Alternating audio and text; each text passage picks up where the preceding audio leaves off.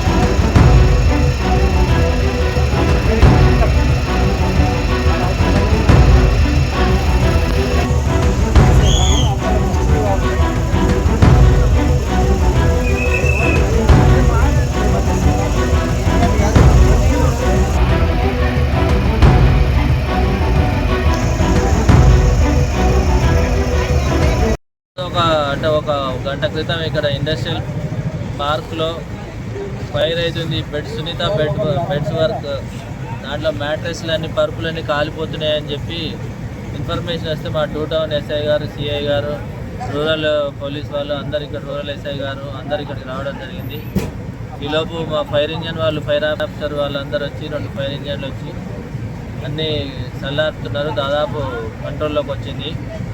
ఇది కారణం ఏందనేది ఇంకా చల్లారుతున్నారు, తర్వాత తెలియజేస్తాం.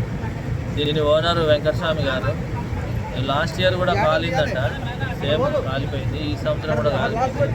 దానికి కారణం ఏందనేది ఇన్వెస్టిగేషన్ చేసి మళ్ళీ తెలియజేస్తాం. అది ఇంకా ప్రాణ నష్టం ఎవరికి ఏం లేదు. కార్మికులు ఎంతమంది అనేది కొంచెం ఎంక్వైరీ చేస్తాం. ఎప్పుడైతే చల్లారుతున్నారు తర్వాత ఎంక్వైరీ చేసి చెప్తాం.